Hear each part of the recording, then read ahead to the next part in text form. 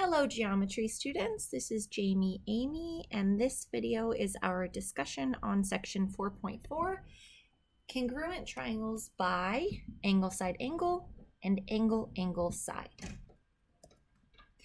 The first postulate, angle side angle, and notice how the shorthand for it is A, then S, then A, which is why it is super important that that S is the side between the two angles. Okay, the postulate says that if you can find a pair of angles that are congruent in two different triangles or more, and then another pair of angles, and pay attention to this part, if you can find the side between them to also be congruent, then you can conclude that the two triangles are congruent. Angle angle side is extremely similar. It's another way to prove two triangles congruent. This time we need to show an angle, another pair of angles, and notice how the S is not between the two A's. So you're going to want a pair of congruent angles, a pair of congruent angles, and then a side not between the angles. Okay, if you get the side between the angles, you're using this one. If you get the a pair of sides congruent not between the two angles, then you're using this theorem here. So see, I hope you see the similarities as well as the difference in this postulate and this theorem, angle side angle and angle angle side. Okay, let's practice identifying angle side angle. So multiple choice question for you. Choose two.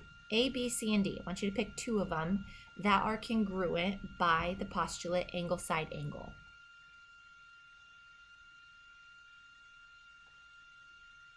All right, if you came up with B and D, you got that right. Nice job. And that is because the side is between the two marked congruent angles. Yes, that is correct. So here, notice, I'm just going to show why A and C were different. A goes angle, angle, and then the side not included between the angles. So A and C, we could have concluded those congruent by angle, angle, side. But the question was, which two can be concluded congruent by angle, side, angle? And that's B and D because it goes angle, there's the other angle, and it's the side between. See that? Angle, side, angle. Sometimes it helps to label them, and you can just see it better.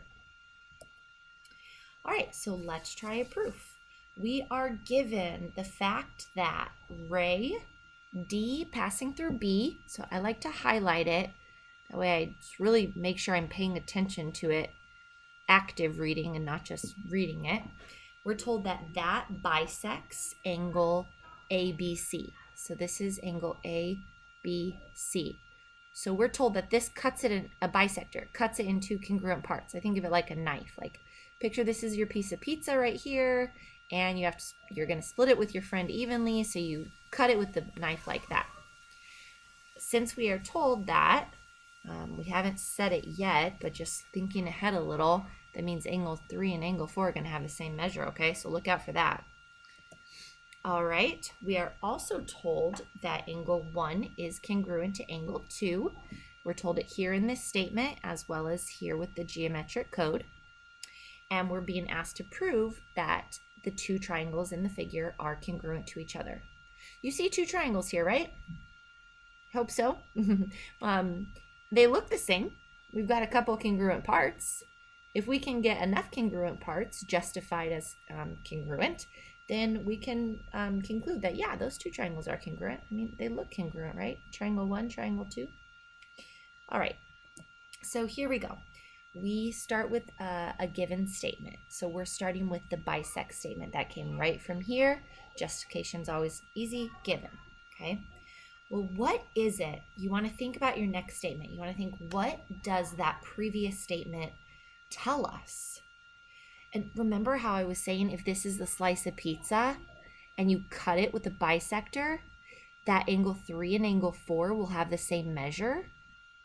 That is what you want to state as your next statement. So you have to use letters or use numbers, and you can state that by just saying angle 3 is congruent to angle 4. So that's what came from statement number 1. The reason would be, well, that's the definition of an angle bisector. All right, so now I want to just clean this up, double angle mark, and I want to point out that we have, so far, we just got a pair of congruent angles right there, so angle. Okay, now let's go with another given statement, and that would be angle 1 is congruent to angle 2. That was given to us, and that gets us another angle. So we have 2 angles so far. So the shortcuts, the postulates and theorems that we know that are shortcuts, if you will, to the definition, which is using all 6 parts, only need 3 parts. And we already have 2. We've got angle and angle. So let's try to get a side now. So look at your figure, and if you can get a side, it doesn't matter if it's between the 2 angles or not, because we have angle, angle, side, and we have angle, side, angle. So we've already got angle, angle, so we've got that. So it doesn't matter if our side is between the 2 angles or not, because we have these 2 possible ways to prove the triangle is congruent. So look at your figure. Can you find any side in one of the triangles that is congruent or equal measure to a side in the other triangle? And I hope you're focusing on segment DB. That side right there is common to both of the triangles, which means its measure is equal to its own measure. All right, we've practiced with this before. What do you see when you look in a mirror? You see your reflection. Similar to this here, the measure of angle of side DB is equal to the measure of side DB. Reflexive property of congruency, if you want to write it completely. All right, and that gives us a side. So we have AAS, at least listed in the statements here, but be careful not to just go, okay, it's AAS. You need to look at the figure. I'm going to erase all this scratch work, okay? You need to focus on the figure. You figured out that right there. That would be angle, side, angle. So even though in the list here we did an angle and then another angle and then a side, that doesn't matter. What matters is on the figure, we got the side between the 2 angles, and therefore that is the angle, side, angle postulate. All right, let's go again. Proving 2 triangles are congruent. When you see this figure, I hope you see 2 triangles there. I think of it as the bow tie figure. And that helps remind me, and I hope you will start this too, that we have vertical angles. So I know I'm going to use that somehow, just kind of strategizing. All right, we're given that angle B and angle E are right angles, and the geometric code tells us that as well. So that means they're each 90 degrees. Well, if their measures are equal, then the angles are congruent. So that's going to give us an angle. We're told that C is the midpoint of segment AD. C is the middle of AD. That means that's going to lead us to this segment and this segment are the same measure because C is right in the middle. So that's going to get us a side.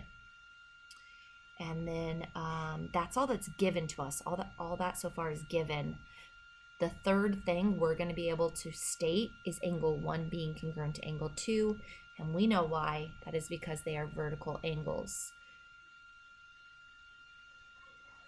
So kind of just forming our plan here. We're going to state the 2 right angles are congruent to each other. We're going to state that the 2 sides are congruent to each other. And we're going to state that these 2 angles are congruent to each other. And we're going to eventually say that the triangles are congruent by, now be careful here, that side is not included between. It's going to be angle, angle, side. Side is not included between.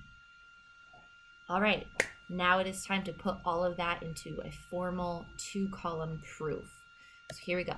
Let's start with the given statement that angle B and angle E are right angles, and that was given. Done. Now, what does that lead us to? Based off of that information, what else can we state? And remember, when you're stating something, the statements column, it needs to be something like this equals that, an equation, this is congruent to that. These are statements, okay? Not definitions, postulates, theorems. Those are the reasons. All right, so based on angle B and angle E are right angles, what do you think you can state about them?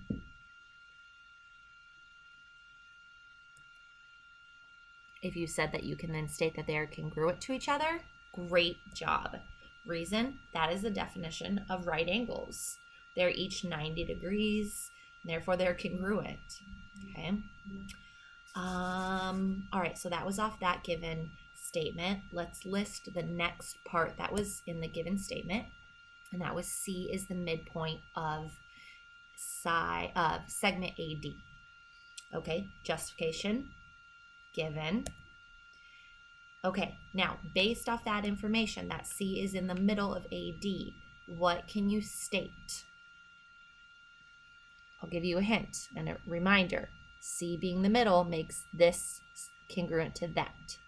So just use the letters now and state it as side AC is congruent to side CD. Justification, definition of midpoint. All right, we have got an angle, we have got a side, we need one more part. So what else can you state? Remember, it's the bow tie, think bow tie, vertical. Angle 1 is congruent to angle 2, vertical angles theorem. Okay, so we got this angle here being congruent to this angle, that's our A. And that S is not included between the two angles, therefore it is the angle side theorem that allows us to justify those two triangles being congruent to each other.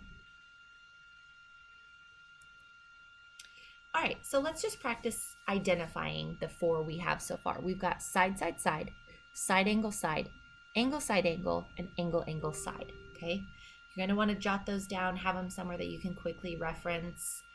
You might also notice that just short of every three-letter combination using only A's and S's, the only other options would be angle, and A, angle, side, which is a curse word in some people's eyes. So that might help you. This one is not a postulate. Either is this one, okay? So angle, and angle, side are not ways to prove two triangles congruent. So every other combination of three letters using only A and S with repetition allowed is a way to prove two triangles congruent. So I don't know if that'll help you remember it or not, but do whatever you need to do to help yourself there. Okay, so each pair of triangles is congruent. Identify the postulate or theorem that confirms their congruency. All right, focus on these two here. Write down one of these four options, then focus on these two. Pick one of the four options, then C, then D. Go ahead and pause this video and try that now. Welcome back. If you put side, side for A, you got it right. If you put side, angle for B, you got it right. C would be angle, because the side is between the two angles. And the last one, D, would be side, angle, side. The angle is not actually marked off, but by the vertical angles theorem, we know that those two angles there are congruent, giving us the angle between the two sides. And that will conclude our discussion on section 4.4. My name is Emigh. Thank you for joining me, and I will see you next time for our discussion on section 4.5.